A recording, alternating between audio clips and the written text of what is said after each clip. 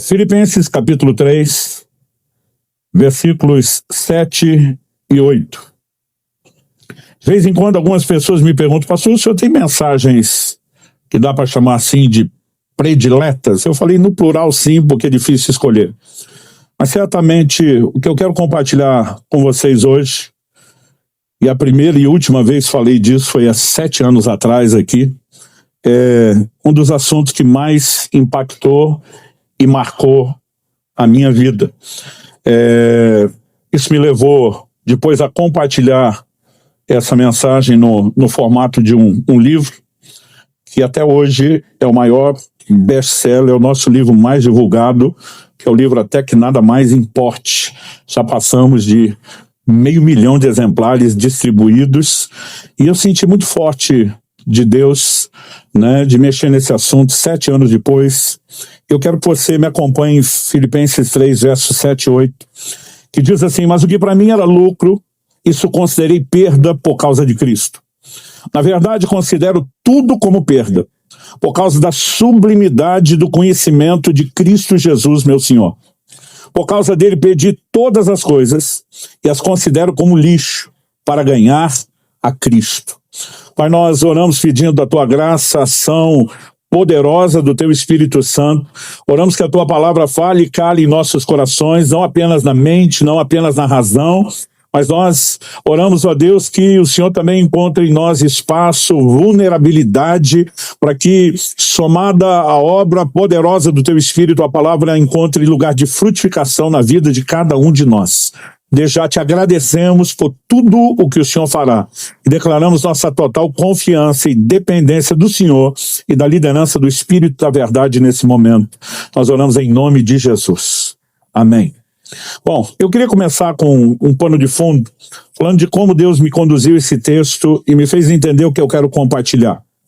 No dia 31 de dezembro de 2007, último dia do ano, a gente acordou em clima de férias lá em casa já mais tarde, o almoço acabou saindo também mais tarde, e porque não havia compromissos, a não ser nossa preocupação era só o culto da passagem de ano. Eu lembro que não tivemos pressa de levantar da mesa. Kelly e eu, depois do almoço, ficamos conversando.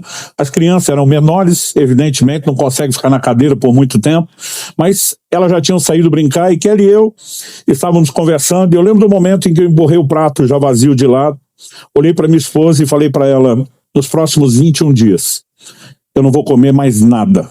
A partir desse momento, essa foi minha última refeição. Nas próximas 3 semanas, eu vou apenas tomar água. Quando eu falei isso, minha esposa fez uma cara de preocupado. Eu nunca tinha feito até então mais do que 14 dias de jejum, e mesmo esse não eram tantos assim. E quando eu falei que ia fazer algo que nunca fiz, minha mulher me olha com cara de preocupação, e a primeira pergunta dela é: Deus te pediu? Eu falei: não, vou fazer porque eu quero. Né? E ela ficou ainda mais preocupada quando eu falei que não foi Deus que me orientou. E eu lembro de ter dito para ela: 2008 será na minha vida o ano da busca. Falei para ela: eu quero buscar Deus como eu nunca fiz, eu vou fazer coisas que eu nunca fiz, vou jejuar como eu nunca jejuei, eu vou orar como eu nunca orei, eu vou ler a Bíblia como eu nunca fiz. E de fato, aquele foi um ano onde me dediquei a isso. Eu cheguei a ler naquele ano a Bíblia toda, em um mês, de capa a capa, 2 vezes. Eu realmente comecei a me dedicar em buscar o Senhor como eu nunca tinha feito. E as primeiras 3 semanas do ano foram o jejum, tudo correu muito bem. 3 semanas depois de terminar o jejum, estávamos em meados de fevereiro. Acredito que especificamente tenha sido dia 19 de fevereiro. Era uma terça-feira à noite. Na época não tinha, né, os nomes que passamos a usar, Tadel, depois Alcance Mais, mas era a nossa reunião com líderes. Não chamávamos aquilo de um culto. Normalmente nós tínhamos uma oração, passávamos direto com a palavra ou de alinhamento doutrinário, ou alinhamento da visão, do coração, e tentávamos terminar a reunião o mais rápido possível, por ser dia de semana e de trabalho. Mas eu lembro que enquanto alguém estava orando e fazendo a abertura da reunião com aquela oração inicial, o irmão olha para mim, já passou a mão no violão, segurando o violão, e ele me faz um sinal com o dedo assim: uma só. Ele diz: me deixa ministrar uma só. Eu fiz uma cara feia para ele, fiz assim: uma só, né? Como quem diz, nós não estamos aqui para isso, não é um momento de culto, e eu quero ficar focado no que é a nossa reunião. Mas quando ele pegou o violão e começou a dedilhar e cantar uma canção, ainda me lembro a canção, uma canção do Marcos Witt, que diz: te anelo, te necessito. Né? Enquanto nós estávamos cantando aquela canção, alguém lá no céu resolveu apertar o botão que ativa o modo glória da reunião. E eu não consigo até hoje te explicar o que foi que aconteceu. Algumas pessoas aqui ainda são, né, daquela época, estamos falando de fevereiro de 2008, os primeiros anos da igreja. E num instante, eu creio que nem se a gente tivesse combinado, ensaiado, coreografado, a gente poderia produzir um resultado tão simultâneo. No mesmo instante, todo mundo naquela sala, na época nos reuníamos no prédio da Água Verde, para quem conheceu, né, as reuniões com os líderes, porque eram menores, aconteciam na sala de cima, lá onde depois virou Ministério Infantil. E, num instante, de repente, todo mundo começa a chorar, mas não era um choro qualquer. Né? Eu olho para a sala e percebo que todo mundo, além de mim, estamos chorando de uma maneira fora do comum. Né? Todo mundo começou a ajoelhar, deitar, prostrar no chão, alguns sentaram, mas era um choro muito intenso. E eu estou tentando entender o que está acontecendo, eu estou tentando entender por que eu estou chorando, por que os outros estão chorando, e o meu questionamento é dizer: Espírito Santo, o que é que está acontecendo? O que é que o Senhor está fazendo aqui? De repente o Espírito Santo falou ao meu coração: estou chamando vocês a um lugar de arrependimento profundo. Eu pensei, faz sentido, choro desse jeito, com arrependimento. Mas minha próxima pergunta a Deus é: arrepender do quê? Eu me lembro quando eu era garoto, e algumas vezes meus pais recebiam algum tipo de visita em casa. Na hora de ir embora, existia um protocolo que era quase sempre que seria repetido. As pessoas, na hora de sair, diziam assim: desculpa qualquer coisa. Eu, na minha cabeça, mesmo que criança, que não fazia o menor sentido. Eu pensava: se tem algo para pedir desculpa, peço por aquilo. Se não tem, não peça. Né? Mas esse negócio de desculpa qualquer coisa, para mim, era muito vago. E eu lembro que na hora eu lembrei disso, falei: Deus, arrepender do quê? Porque arrependimento tem que ser específico, não adianta a gente dizer para o Senhor: desculpa qualquer coisa. Né? E naquele momento o Espírito Santo falou ao meu coração: vocês precisam se arrepender por não estarem me buscando como deveriam. E essa foi a hora que doeu. Porque eu estava no ano da busca. Eu estava me dedicando a buscar o Senhor como eu nunca tinha feito. Tinha acabado de fazer há poucas semanas o maior jejum da minha vida. Né? Muitas vezes, porque eu tinha me determinado a ler a Bíblia tantas vezes aquele ano, eu tinha uma cota de capítulos diária que era o mínimo. Então, às vezes, eu ia dormir 2, 3 da manhã, porque o dia corrido eu não tinha conseguido ler. Né? E dentro de mim bate um sentimento, é lógico que eu não tive coragem de abrir minha boca. Aprendi com meus pais desde criança que tem 2 tipos de gente, pelo menos, que você tem que respeitar. Que é mais velho que você e tem mais autoridade que você, e Deus é no mínimo os 2. Mas o sentimento veio, eu mordi minha boca, pensei, não falo nada, né? Mas o sentimento de indignação veio. Né? A vontade era gritar para Deus: se isso não está bom para você, quando é que vai estar? Né? Porque eu pensava, depois de estar dando o meu melhor em tudo, ainda tenho que me arrepender por não estar buscando direito. Né? E foi um senso de indignação que eu não consigo explicar, mas por mais que eu tenha tentado, não fale, não peque. O salmista diz: a palavra ainda não me chegou à boca e tu já conheces. Um Deus você não precisa nem falar, você pensou, ele ouviu. Você vai pensar daqui uns 10 anos, ele já ouviu. E apesar de não ter feito a pergunta, quando é que vai estar bom para você, o Senhor me respondeu. Eu nunca mais vou esquecer a resposta. Ela é o tema da minha mensagem, tornou o título desse livro. A frase que eu ouvi foi: até que nada mais importe. O Senhor me disse: quando você chegar ao ponto onde nada para você é mais importante do que me buscar, você chegou onde deveria chegar. E o Senhor me disse: nesse momento você não está indo para esse lugar. O Senhor me disse: você decidiu que seria o ano da busca, e o que você está fazendo na verdade é quebrar todos os seus recordes. Orar como não orava antes, ler mais do que lia antes, jejuar mais do que lia antes. Mas o Senhor diz: a única coisa que você fez foi melhorar sua performance, seu desempenho de busca. Isso não significa que seu coração me deseje mais do que desejava antes. E aquilo caiu como uma bomba dentro de mim. Interessante é que Deus não precisa discutir muito. O poder de persuasão dele vai além de argumentação. Né? De repente parece que meus olhos se abriram e eu entendi, em fração de segundos, coisas que eu precisei de um livro inteiro para tentar explicar. É difícil você definir revelação. Né? Você tem em fração de segundos coisas que você gasta horas falando e parece que não é suficiente para explicar. Mas de repente todo esse desenho se abre a partir desse texto. O apóstolo Paulo dizendo que para mim era lucro, isso eu considerei como perda. Quando você ouve as expressões lucro e perda, são palavras normalmente aplicadas ao mundo monetário, financeiro, né, a questões de valores materiais, mas é evidente que Paulo não está falando disso. Então, quando Paulo diz o que para mim era lucro, ganho, ele está falando aquilo que para mim era importante, aquilo que tinha valor. Ele está usando um termo que indica percepção de valor ou da falta dele, e não necessariamente algo que estabeleça preço na percepção monetária. Ele diz o que para mim era importante, o que para mim tinha muito valor, desvalorizou, perdeu a sua importância. E por que perdeu? Porque diz, porque eu descobri algo muito mais valioso. Porque eu descobri algo muito mais importante. E essa é a declaração que ele faz, né, no verso 8. Por causa da sublimidade do conhecimento de Cristo Jesus, meu Senhor. Essa palavra aqui traduzida na versão que eu estou usando, a Nova Almeida atualizada, sublimidade, ela foi traduzida na NVI como a suprema grandeza do conhecimento. Nas outras traduções bíblicas, a excelência. E toda essa diversidade de traduções são tentativas de explicar uma palavra que no koineu grego antigo, original, é hiperus. Hiperus fala daquilo que se destaca, daquilo que se eleva, daquilo que se sobressai. Essa palavra, em essência, fala de proeminência. E basicamente eu não creio que Paulo esteja falando da proeminência do conhecimento, mas que ele esteja falando do conhecimento daquele que é proeminente, do conhecimento daquele que se eleva, daquele que se destaca. E quando ele entra no lugar de percepção e entendimento da importância de Cristo, comparado a esse nível de importância, que antes parecia ser importante, perdeu completamente a sua importância, desvalorizou.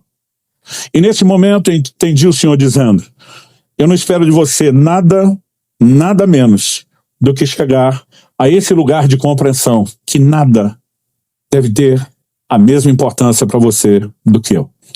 Ou seja, muitos de nós já não buscamos a Deus como deveria. Dos que estão buscando, alguns de nós estamos focando talvez algo que precise de um certo ajuste.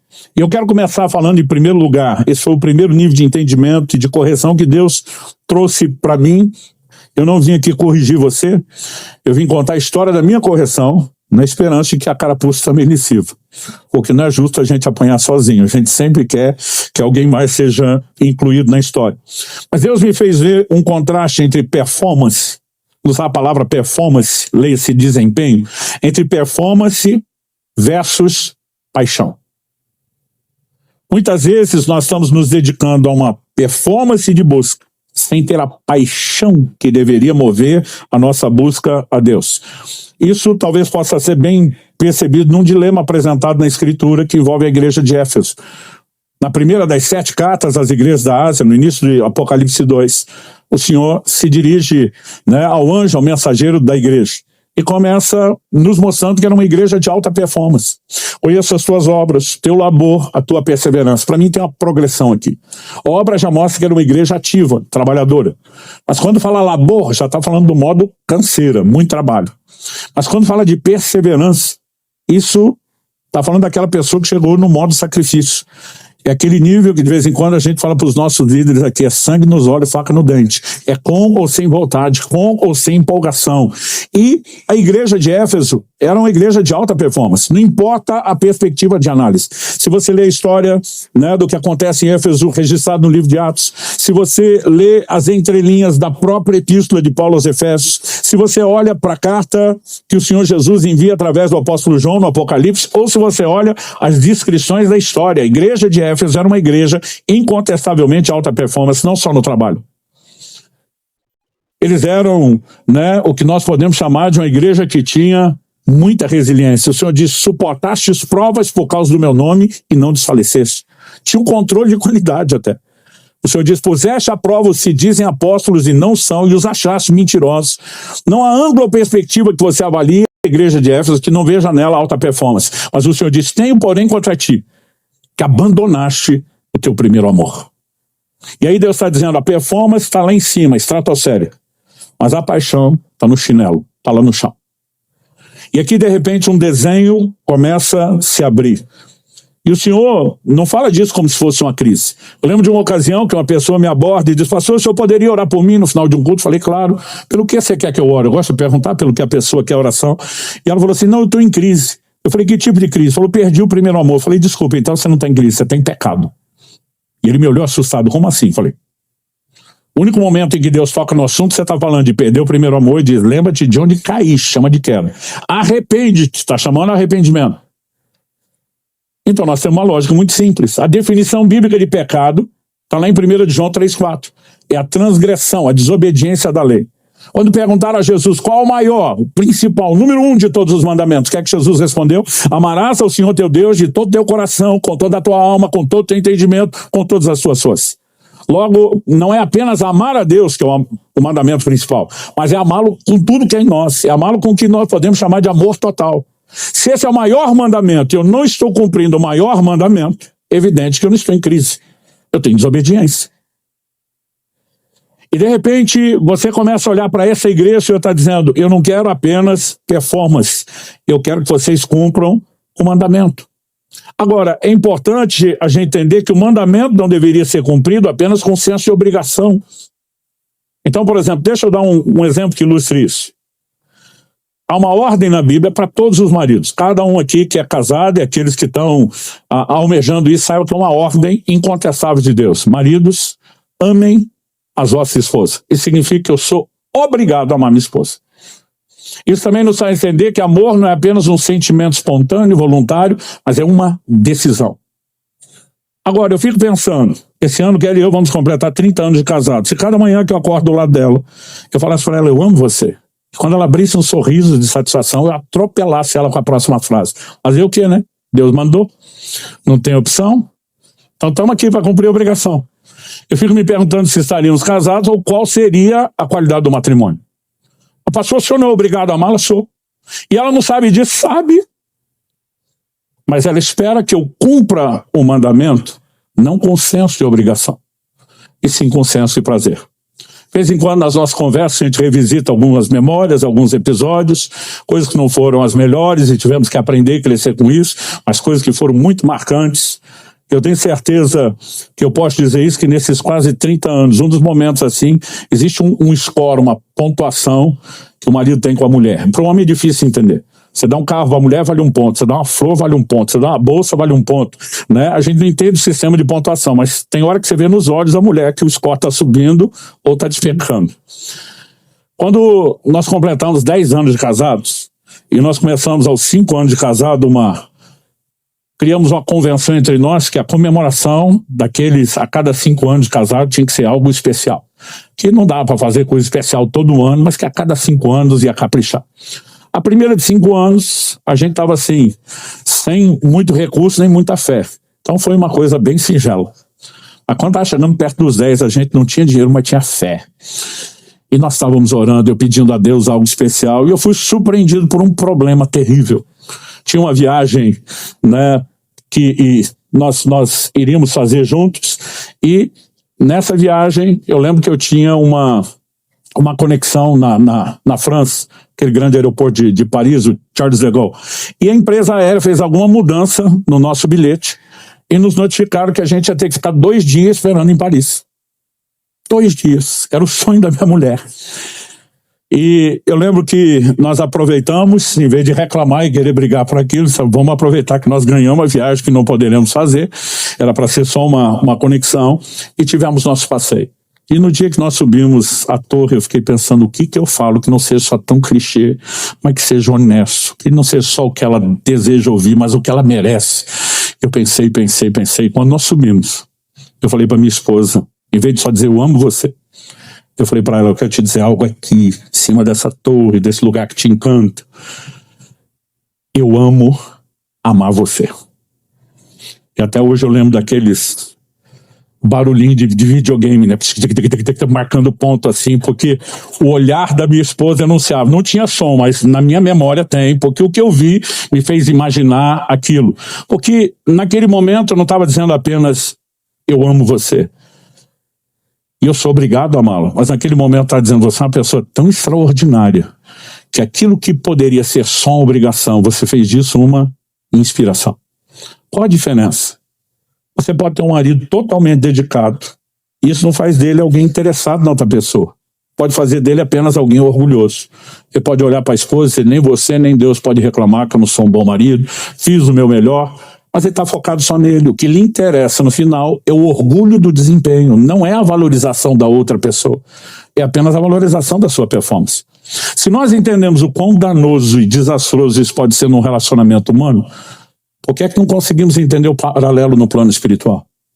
Aquele início do ano, quando eu fiquei indignado de Deus falar comigo que eu tinha que me arrepender, porque eu estava no ano da busca, o Senhor me disse, você não está me desejando mais do que antes. Você só está quebrando seus recordes. E a única coisa que você conseguiu até agora é ficar mais orgulhoso do que você estava antes.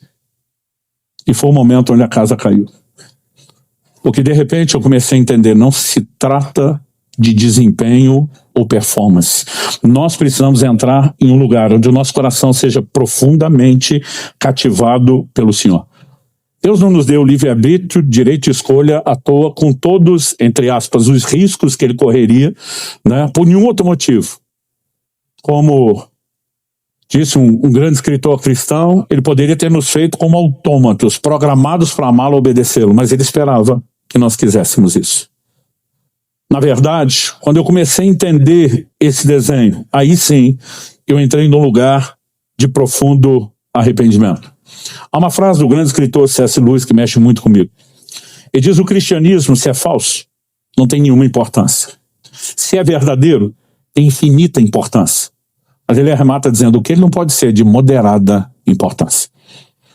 E muitas vezes a maneira como nós estamos vivendo o evangelho, a relação com Deus, nem reflete o fato de que ele é verdadeiro, tem infinita importância, nem de que para nós seja falso, como não tem nenhuma importância, mas nós criamos um híbrido onde Deus é mais ou menos importante. Você quer ver uma frase que me tira do sério, há mais de 30 anos pastoreando? É quando alguém diz assim, pastor fulano é uma benção, só falta Jesus. E olha como só falta Jesus. Se falta Jesus, falta tudo. Que conversa é Jesus, é a cerejinha do chantilly. Mas nem nós muitas vezes percebemos a maneira como nós estamos lidando com esse ponto e com essa questão. E Deus está nos chamando a um lugar onde a gente de fato entenda, né? E eu comecei a perceber, peraí, se eu estou dizendo à minha esposa que eu amo amá-la, é porque eu entrei num lugar de valorizar quem ela é. E a minha dedicação não é para valorizar a mim mesmo ou minha performance. É apenas o reconhecimento de que poderia ser uma obrigação, se tornou fácil. Porque você me inspira a isso. Com Deus não deveria ser diferente. A segunda coisa que Deus chamou a minha atenção e me corrigiu naquele dia, diz respeito à razão da nossa existência. Eu gosto muito de questionar temas básicos, essenciais nas escrituras, mas honestamente até esse dia, fevereiro de 2008, nunca tinha parado de pensar nisso. O Espírito Santo me pergunta naquela reunião de líderes, qual a razão da sua existência? Eu já comecei a desenrolar, né, toda a revelação que eu tinha do plano, do propósito de Deus para o meu chamado. O Senhor falou, não, isso é o seu entendimento do seu chamado pessoal. Qual a razão da sua existência como ser humano, você e todos os outros? E de repente eu começo a me perguntar que texto da Bíblia talvez resuma isso a respeito de todos nós. Eu não consigo achar nada muito claro, específico, muito direto. Foi nessa hora que o Senhor falou comigo. Abra sua Bíblia em Atos 17, versos 26 e 27. Eu sabia que Atos 17 era a pregação de Paulo em Atenas, mas não me lembrava na época que estava nos versos 26 e 27. Quando você chega nesse momento da pregação de Paulo, ele diz assim, de um só. Uma clara referência a Adão. Deus criou todas as raças e tribos dos homens. Aí ele entra com um indicativo de propósito. Para quê? Por que de um Deus fez todos nós? Para que o buscassem. Há uma razão primária pela qual todos nós existimos. Buscar a Deus. E nós precisamos entender, se isso é a base, se isso é tão primordial, nós não podemos relegar esse assunto a um lugar, né, secundário, dentro da nossa doutrina, periférico, porque ele precisa ser visto como aquilo que de fato é central. Então, se buscar a Deus é o principal, e eu quero destacar isso, nós também precisamos entender que apesar de existirmos para buscar a Deus, existe uma forma correta de fazer. Quando você olha a própria pregação de Paulo, lá em Atos 17, primeiro ele diz que de um só Deus fez todas as raças e tribos dos homens para que o buscassem, mas na sequência, no verso 27, depois de dizer para buscarem a Deus, ele diz, se porventura tateando possam achar, ainda que não esteja longe de cada um de nós. Quem é que busca tateando, apalpando? Quem está limitado ou desprovido de visão. Eu sou de uma época onde faltava muita luz por falta de estrutura. Hoje em dia isso não acontece. A nova geração não sabe o que nós já passamos. Quando acabava a luz, já tinha lugar certo para você achar no escuro, onde tinha vela e caixa de fósforo para não ficar no desespero. Eu lembro que um dia, eu e Kelly, nossos filhos eram ainda pequenos, nós estávamos fazendo uma visita em algum lugar e deu um blackout. Não sei se foi na cidade toda ou pelo menos no bairro, ficou tudo escuro. Enquanto os mais velhos de nós estavam nos batendo para achar a vela, a nova geração simplesmente foi puxando o celular do bolso e acendendo as lanternas, e a gente ficou se perguntando, por que é que nós não pensamos nisso? Alguém falou, porque nós nunca treinamos, né? E normalmente quando ia procurar a vela, sabia mais ou menos o rumo, mas procurava como? Ia apalpando. Quando a Bíblia diz, ainda que tateando o possam achar, significa que o homem, mesmo desprovido de visão, em estado de cegueira espiritual, ele precisa buscar a Deus. Só que a Escritura diz, o qual não está longe de cada um de nós. Ou seja, nós podemos ter dificuldade, mas Deus não quer dificultar ainda mais o processo. Quando meus filhos eram crianças, várias vezes eu brincava com eles, né? Israel e Alice têm 3 anos de diferença, então fiz com cada um em épocas diferentes, mas eu gostava de brincar com eles, de eu me esconder para eles me achar. Mas tudo começou no grau de dificuldade, como eram ainda muito bebê, eu facilitava até demais. Eu lembro que eles ainda bem pequenininhos, eu normalmente me ajoelhava diante do sofá, cobria só a cabeça com a almofada, deixava o corpo para trás. E pensa num corpo que já foi maior do que hoje. E aí de repente eles diziam, achei você, minha vontade de dizer, quem não acharia? Mas é lógico que eu fazia uma festa, como se fosse aquela coisa extraordinária, né? Depois de um tempo começava a me esconder atrás de uma cortina, que era semi-transparente, então ficava o pé para fora, o volume da barriga, e ainda dava para me ver. Eles diziam, achei você, porque a ideia não era dificultar. A ideia da brincadeira era justamente que eles pudessem achar.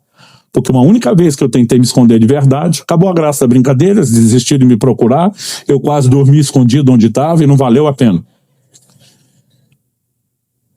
Guardadas as devidas proporções, nós podemos dizer o mesmo de Deus. Ele não quer dificultar. Nos criou para buscá-lo. Ele quer ser encontrado, ele não está longe. Mas ele tem um critério para que essa busca funcione e dê resultado.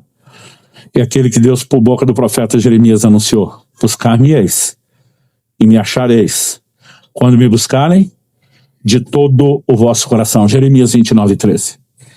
Assim como somos chamados a amar de todo o coração. E estou preparando a mensagem, não sei se é spoiler do próximo domingo, se é para mais para frente, né? Onde nós vamos reunir todas as áreas onde a Bíblia diz daquilo que nós temos que fazer de todo o coração. Mas não é apenas amar a Deus, é buscá-lo de todo o coração. Então, se eu e você não colocamos tudo de nós nessa busca, essa busca não vai dar o resultado que deveria dar. Portanto, não adianta que nenhum de nós apenas desenvolva uma performance ou desempenho de busca que não atende nem a razão da nossa existência e nem nos coloca naquele caminho onde poderíamos, de fato, encontrar resultado. Eu lembro que naquele dia, onde Deus estava nos corrigindo, naquela reunião de líderes, o Espírito Santo me fez lembrar de um episódio que aconteceu muito tempo atrás. Muito tempo atrás, porque eu era recém-casado, no início do ministério pastoral, e como eu disse, já estou para completar 30 anos, né? Isso, nós estamos falando, né, de algo que Deus falou comigo há bastante tempo, mas ainda estava fresco na minha memória. O Senhor me perguntou, você lembra daquele episódio do supermercado? O que era a história do supermercado? Eu lembro que eu recém-casado fui chamado como pastor para conciliar, né, uma comunhão intensa entre um casal. Que casal cristão não briga, eles têm excesso de comunhão, né? Então aqueles dois exageraram na comunhão, parecia um esmeril no ferro, faísca para todo lado. Não conseguiram se acertar, os dias foram passando, além de não ter acerto, a coisa foi piorando. No final das contas me chamaram. E eu vou com o coração apertado, pensando que sou recém-casado, não tenho experiência. O casal tinha perto ou para completar de 20 anos de casado. Eu lembro que na minha cabeça, na época, eu pensava, é muito tempo. Se nem eles se entendem depois desse tempo, como é que eu, recém-casado, vou ajudar? Eu cheguei todo temeroso, pedindo que Deus me ajudasse. Mas quando entrei, eu lembro que já meio na brincadeira, o que é que tá pegando? E o marido tomou a dianteira. E falou assim, pastor, mandei ele chamar porque essa mulher é uma louca. E eu pensei, a coisa realmente não tá boa. Tentei brincar, falei, Jó chamou a mulher de louca, mas tinha razão, vamos ver se você tem razão.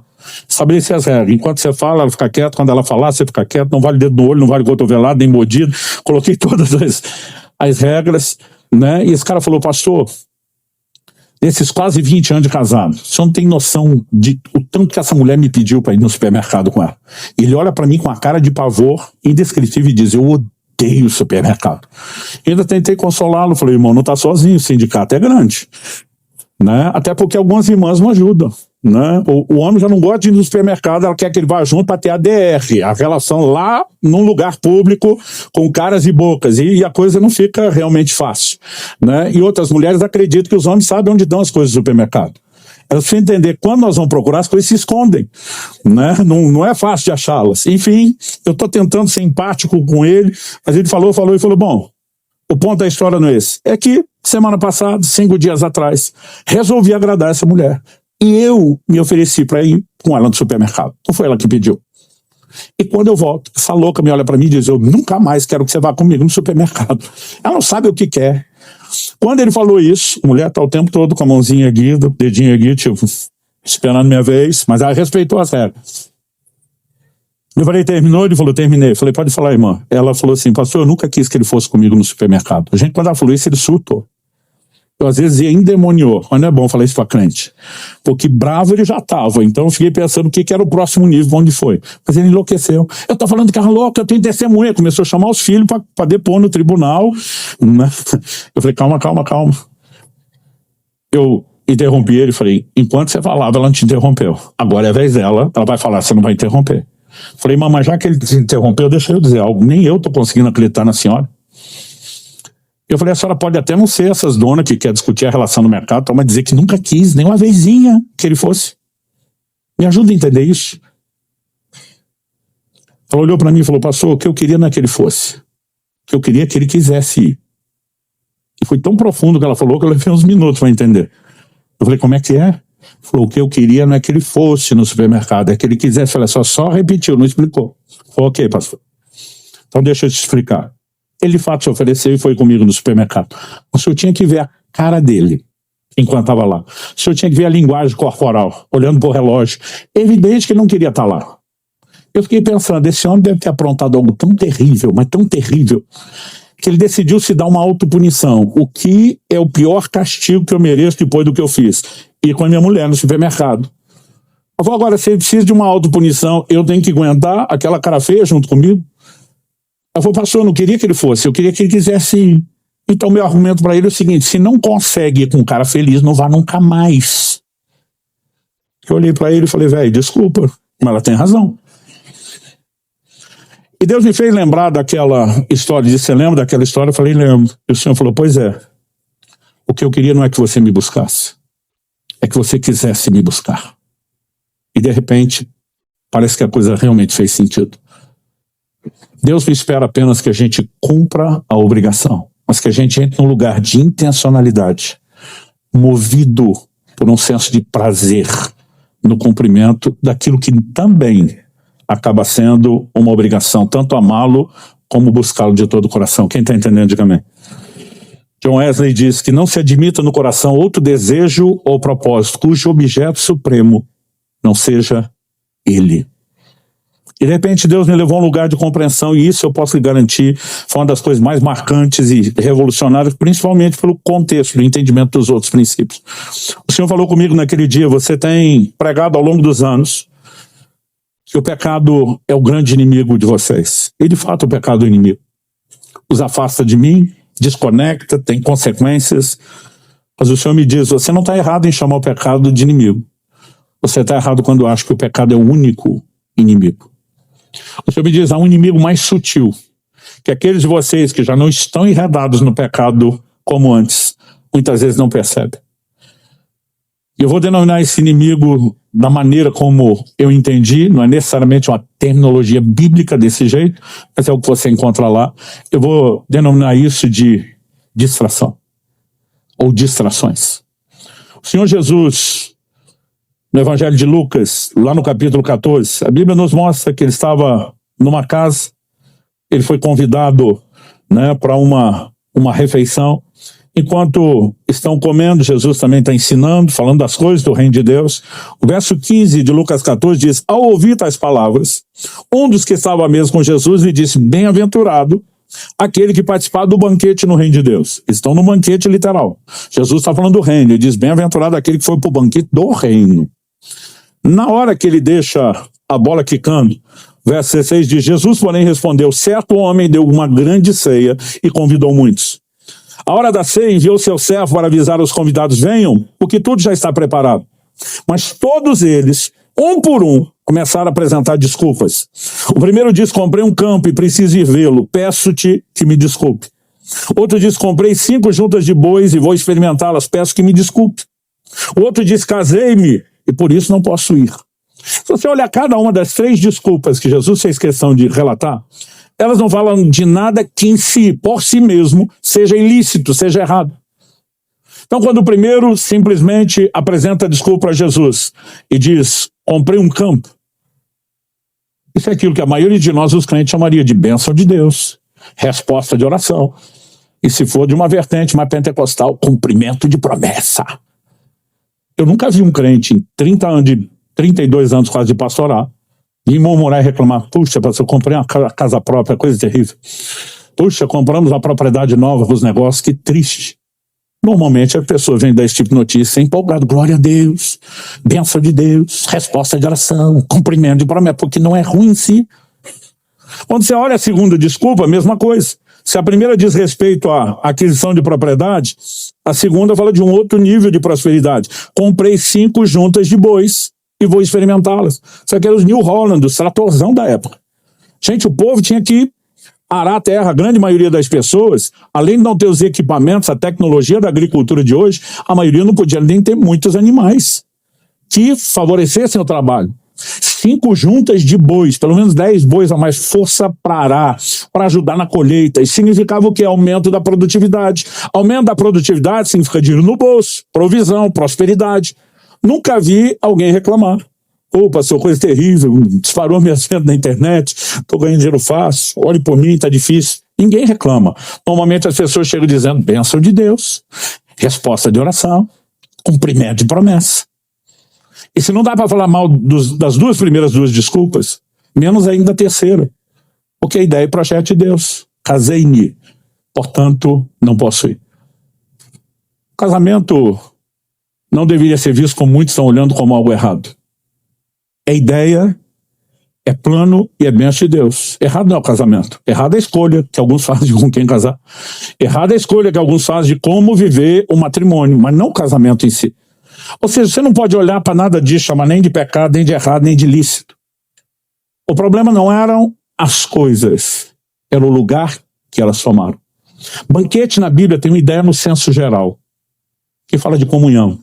É quando as pessoas sentavam não apenas para garantir a nutrição, a alimentação que o corpo precisa, não era refeição rápida. Banquetes eram momentos de festa, de celebração, de relacionamentos. Os convidados eram as pessoas próximas, as pessoas que eram valorizadas por aquele que estava fazendo a festa, porque o importante não era meramente comer, era com quem você fazia isso e por quanto tempo fazia isso. Isso nos remete ao entendimento de que Deus não nos criou para buscá-lo apenas por causa daquele senso de obrigação que nós falamos antes, mas porque sempre esperou que nós pudéssemos ter com ele comunhão. Você olha lá para o Éden, o que acontece com Adão. Quando Adão pecou, qual a pergunta de Deus para ele? Deus não pergunta para Adão: o que é que você fez? A pergunta que Deus faz para Adão quando pecou é: aonde você está? Em outras palavras, Deus não estava dizendo, ao não perguntar o que você fez, Deus não estava dizendo que o problema era o que Adão fez. O que Deus está dizendo é: aonde você está? Eu vejo isso de uma outra forma. Aquilo que você fez te levou para longe de mim. Eu perdi você. Cadê você, cara?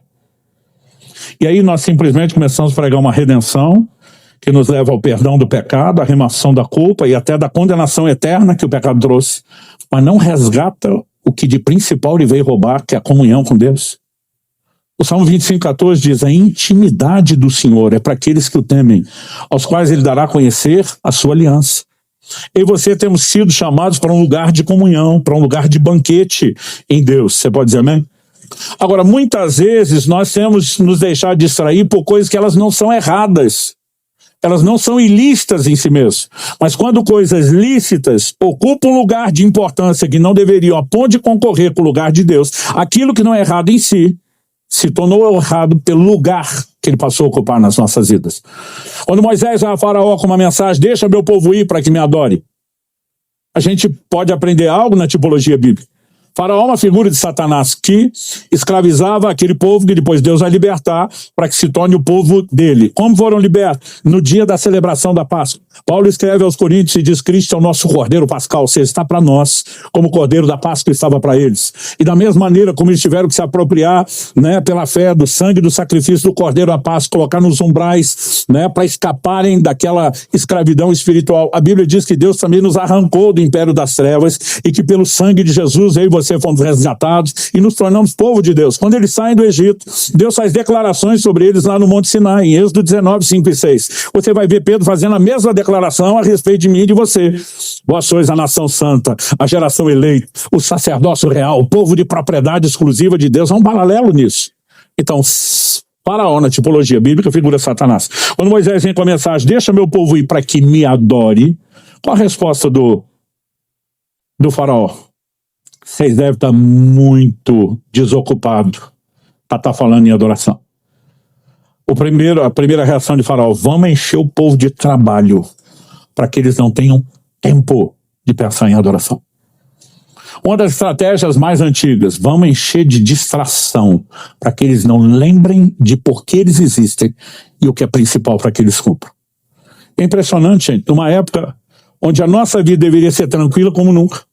Porque quanto mais a tecnologia, o conhecimento avança, nós temos facilidades que nunca tivemos.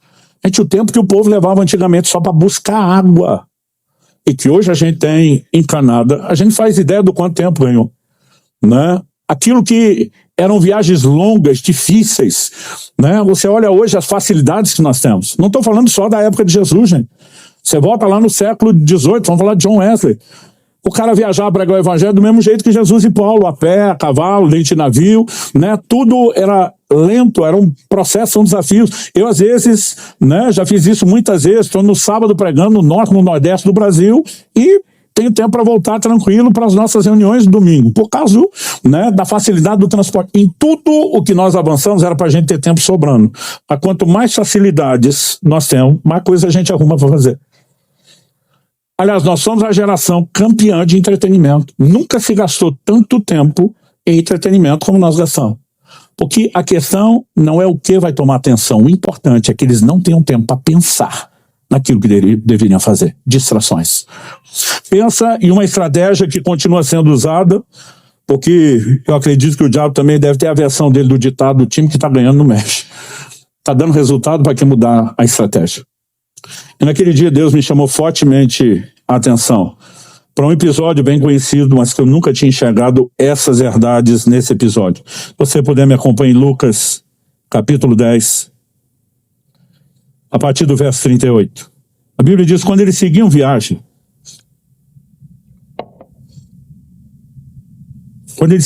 Jesus entrou numa aldeia, e certa mulher chamada Marta hospedou-o na sua casa.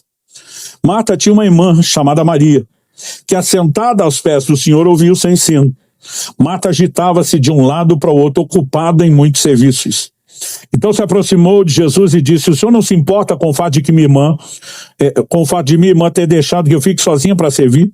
Diga-lhe que venha me ajudar. Mas o Senhor respondeu: Marta, Marta, por 7 vezes na Bíblia. Você vai ver Deus chamar alguém pelo nome 2 vezes seguidas. Em todas as 7 que você vai encontrar uma crise. Eu brinco que se Marta tivesse essa revelação, ela já ia pensar: deu ruim, só de ouvir Marta, Marta. Marta, Marta, você anda inquieta e se preocupa com muitas coisas, mas apenas uma é necessária. Maria escolheu a boa parte, e essa não lhe será tirada. Quando nós olhamos para esse texto, em primeiro lugar, nós temos uma dinâmica de relação familiar que é muito semelhante ao que nós temos até hoje. Eu lembro de uma ocasião que Kelly e eu fomos fazer uma visita a um casal da igreja, e eu lembro que na hora de ir embora eu falei para ele, enquanto ele me acompanhava até o carro, que era um gabinete, um aconselhamento com você ainda essa semana. Ele falou: claro, pastor, por quê? Eu falei: nós vamos conversar sobre como está o seu casamento. Ele: Deus te revelou? Eu falei: nem precisou. Eu falei: nós chamamos isso de linguagem corporal. Às vezes o comportamento das pessoas já expõe. Eu falei: teve uma hora que você e sua esposa sumiram, deixaram nós sozinhos na sala. Eu estava doido para um copo d'água, vocês não voltavam, e nem perceberam o tempo que levaram. Eu resolvi ir até a cozinha buscar o copo d'água. Quando chego lá, vocês dois estão discutindo, nem me viram. Estava tão intensa a discussão que eles não me viram. O pior, tinha um garoto uns 7 anos no meio, e o pai falava pro garoto: menino, diz para sua mãe. A mãe está na frente dele. Mas quando fala como se o outro não está presente, é porque o negócio está azedo no último nível.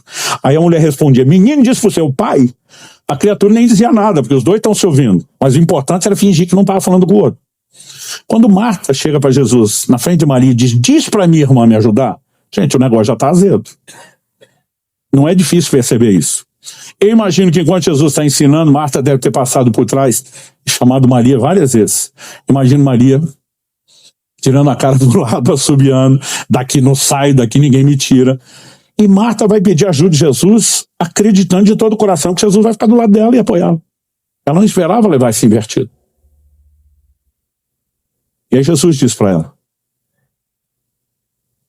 uma só coisa é necessária. Outras versões traduzem isso como poucas coisas são necessárias. Essa maioria diz: uma só coisa é necessária. Como dizia a geração de meus pais, nunca entendi porquê. No frigir dos ovos, no final das contas, só tem uma coisa que realmente importa. Qual é a coisa que realmente importa? Aquela pela qual eu e você existimos, que é a razão da nossa existência, buscar a Deus. Aí Jesus, em outras palavras, está dizendo para Marta: sua irmã escolheu a boa parte, o que realmente importa. Está sentada aos meus pés, me dando atenção, ouvindo, recebendo a minha palavra. Você acha mesmo que eu vou ficar do seu lado e tirá-la daqui? Agora, se Marta soubesse que eu ouvi isso, tinha pedido ajuda a Jesus, é claro que não. Porque na cabeça de Marta, ela está bem intencionada. Eu não sei como você receberia Jesus na sua casa. Uma vez eu me aventurei, me deu um estalo, aquelas coisas que você fica pensando, deve ser a direção do Espírito Santo, porque não tinha como saber. Pensei, minha esposa, ela fazia faculdade de manhã, tinha um período muito curto de almoço, tinha que trabalhar à tarde, e nos primeiros anos nossos de casado, me acompanhava nas coisas da igreja à noite. E eu consegui sair um pouquinho, alguns minutos antes do meu horário, e estava com aquela sensação: ela vai atrasar. Eu falei, eu vou adiantar o nosso almoço. Mas eu nunca fui aquele Masterchef. Mas eu pensei, vou me aventurar, vou fazer alguma coisa aqui que seja rápida, fácil e que eu consiga. Nesse momento que eu tomei a decisão, estou mexendo, já procurando o que fazer, o telefone toca. Finado telefone fixo, vocês lembram dele? Que já existiu? E quando eu atendo, uma musiquinha do outro lado, que era a indicação de que estão te ligando num telefone público, o vulgo orelhão, que era chamado a cobrar.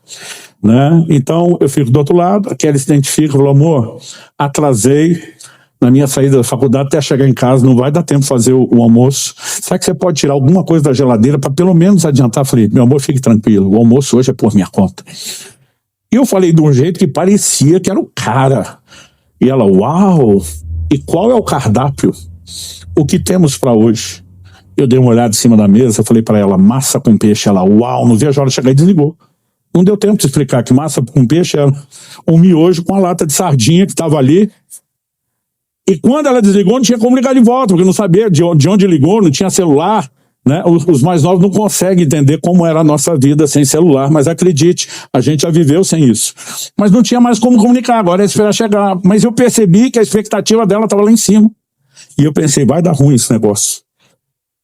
E eu fiquei pensando, como é que eu faço para amenizar? Aí eu vi que tinha um resto de mussarela, peguei, cobri o macarrão depois de feito e temperado, dei uma derretidinha no queijo no forno, peguei um ketchup, fiz um coração, escrevi Kelly, te amo. Aí eu lembro que ela chegou toda curiosa, ela olhou, Mas depois do ar tinha aquela curiosidade, aí teve uma hora que ela pegou o garfo e levantou o queijo, ela olha pra mim e diz, miojo com sardinha? Tu vai dizer que miojo não é massa e que sardinha não é peixe? Graças a Deus ela caiu na risada, a diversão valeu o trote. Mas por que eu estou dizendo isso? Se eu fosse receber Jesus hoje, pessoalmente na minha casa, eu não teria coragem de dar esse tipo de massa com peixe.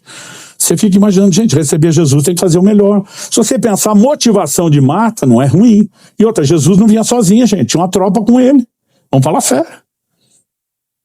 Agora, nesse momento, Jesus está dizendo, Marta, mesmo o desejo de trabalhar para me agradar, se substituir o seu interesse por mim, não está legal.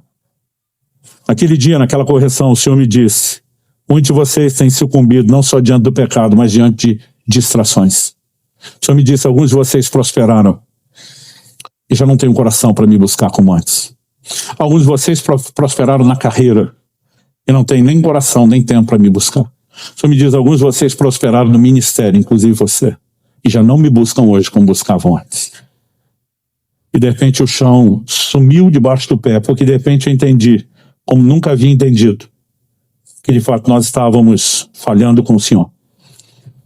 E Deus me fez lembrar, você lembra da história do videogame do seu filho? Falei, lembro, essa estava fresquinha, era coisa de 2 anos. Eu lembro de um dia que eu cheguei em casa com um videogame de presente pro meu filho. E quando eu entrei em casa, eu nunca tinha visto ele fazer tanta festa com presente como com esse. Ele corria, ele pulava, ele gritava, ele jogava no chão, simulava que estava tendo convulsão de felicidade. Aí ele voltava, segurava minhas bochechas e dizia, você é o cara, é o melhor pai do mundo. Aí saía para pular, correr, ter convulsão de novo, voltava a segurar minha bochecha. Foi uma sessão assim, nunca vou esquecer. E eu fiquei me achando o cara, eu sou o melhor pai do mundo. Mas, gente, não precisei de 2 dias para arrepender de ter dado aquele presente. Porque eu perdi meu filho. Perdi meu filho por videogame. Eu gastei antes da pandemia uma média de 17 anos, ficando 3 dias fora de casa, quinta, sexta, sábado. A maior parte desses 20 anos que eu moro em Curitiba, eu sempre tentei morar perto do aeroporto.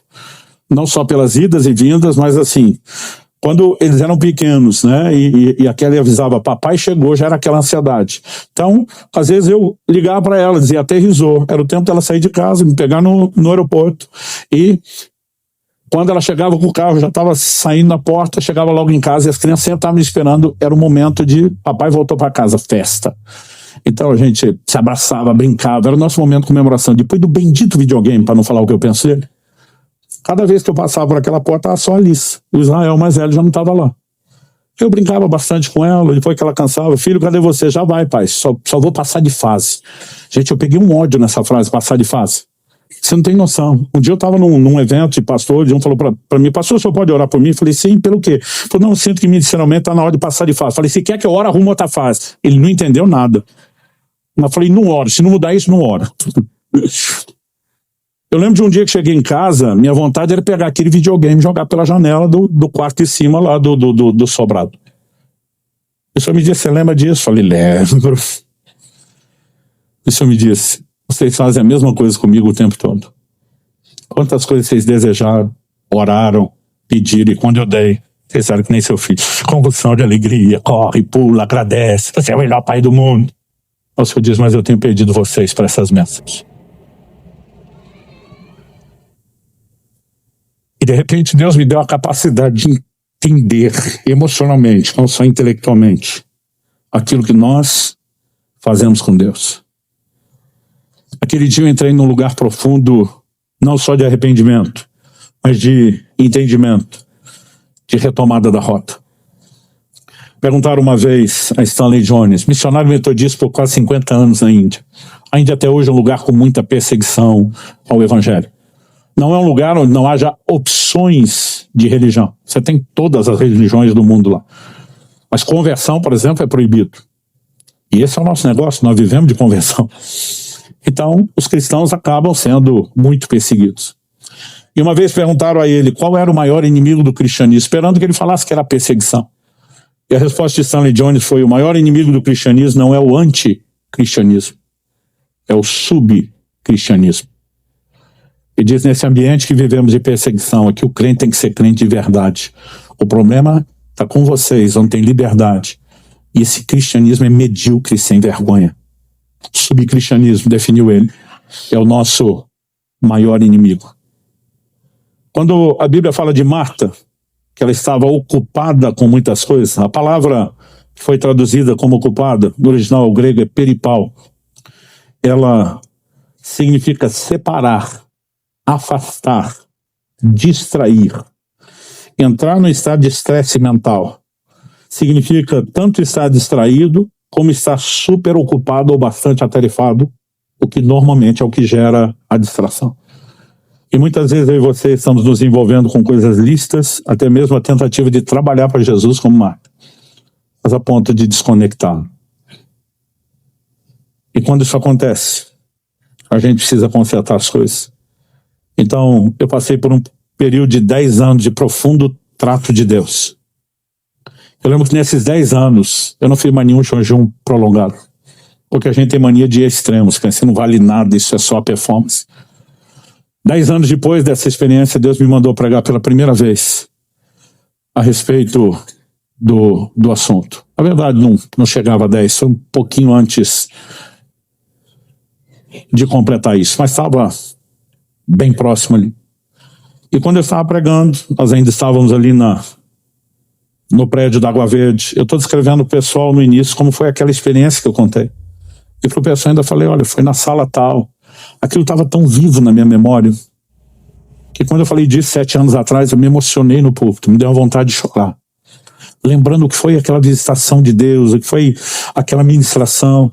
E dentro do meu coração, enquanto pregava e contando a história, eu falei para Deus, Senhor, muito obrigado por aquele dia. Quando eu falei isso, não esperava. O Espírito Santo falou comigo no púlpito, no meio da pregação. O que gerou aquela experiência foi o jejum. E eu levei um susto. Falei, achei que não tinha valido nada o jejum. O Senhor me disse, não. Eu falei que a sua motivação estava errada. E que você precisava ajustá-lo, não que ele não teve efeito. Foi naquele momento, em cima daquele púlpito, que eu soube que Deus estava me chamando pela primeira vez para um jejum de 40 dias. Mas dessa vez o que entendi foi ele me dizendo, vem com motivação correta. Venha para me colocar à frente das coisas mais importantes, inclusive o alimento da sua subsistência.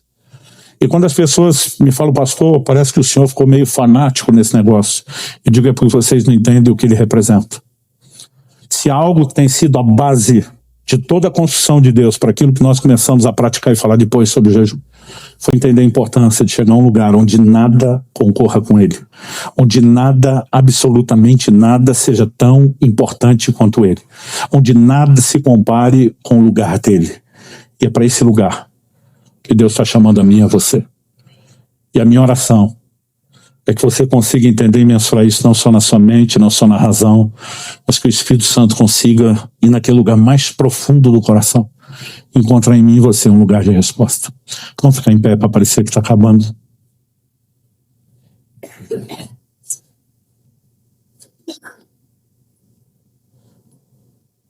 Pai, eu oro por cada um dos meus irmãos e irmãs nesse lugar. Te agradecemos a tua palavra, agradecemos a bondade, o amor e misericórdia do Senhor por trás dela, que tem o propósito não de nos condenar ou culpar naquilo que temos falhado, mas de nos resgatar.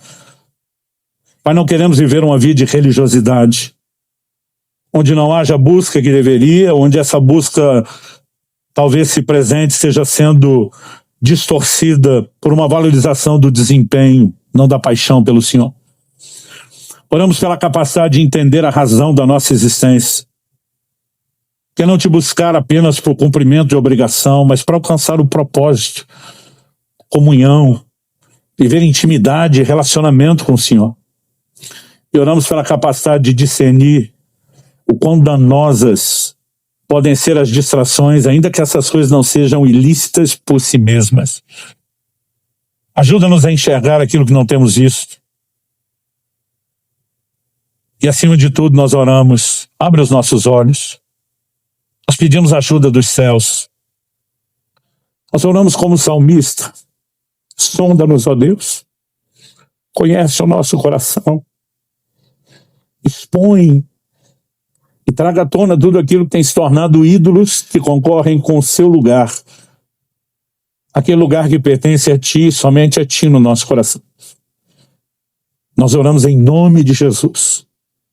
E que possamos ouvir hoje a voz doce e suave do Teu Espírito, não nos condenando, mas nos chamando a um lugar de arrependimento, de conserto e de restauração.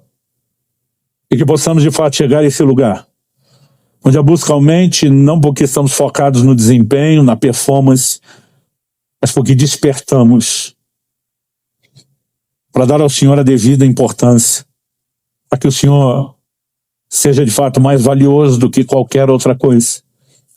Nós oramos em nome de Jesus. Em nome de Jesus. E te agradecemos desde já tudo aquilo que o Senhor, na sua graça e pela ação do Teu Espírito, continuará fazendo dentro de cada um de nós. Alguém me perguntou anos atrás, quando escrevi o livro, pastor, o senhor escreveu o livro 10 anos depois, porque finalmente chegou lá. Eu falei, não cheguei lá. Estou dizendo que nem Paulo. Ainda não cheguei lá. Mas esquecendo-me das coisas que para trás fico, avançando para as que estão diante de mim. Eu tomei a decisão, eu quero estar cada vez mais distante de onde eu estava, cada vez mais perto de onde eu deveria. Mas nos últimos anos, e já se passaram muito tempo, eu creio que foi de uns 2 anos para cá, principalmente, eu comecei a ver resultados de uma proximidade como nunca antes. 2 anos atrás, eu estava com 50 anos de idade. A esposa olha para mim e disse: você está em crise? Eu falei: estou em crise. Ela falou: qual é a crise? É da idade? Eu falei: de jeito nenhum. Na idade eu estou na crise da gratidão. 50 anos, já era avô de 2, vivendo a melhor fase em todas as áreas da minha vida, meus filhos já casados, nosso casamento, né? A igreja, os amigos, relacionamentos, olhando para tudo e dizendo: eu estou vivendo o melhor momento. Falei para minha esposa: não é essa crise. Falou: qual é a crise? Falei: amor, desses nossos quase 30 anos juntos, os primeiros 20 anos foi só semeadura. A última década começamos a colher. Eu falei: nos primeiros 20 anos a gente quis muita coisa que a gente não podia. Ela falou: é verdade. Eu falei: mas agora que a gente pode, eu não quero mais. Ela falou: deve ser bom. Eu falei: tomara, porque se não for maturidade é autossabotagem. Ela falou: mas qual é a crise? E até hoje isso me dói.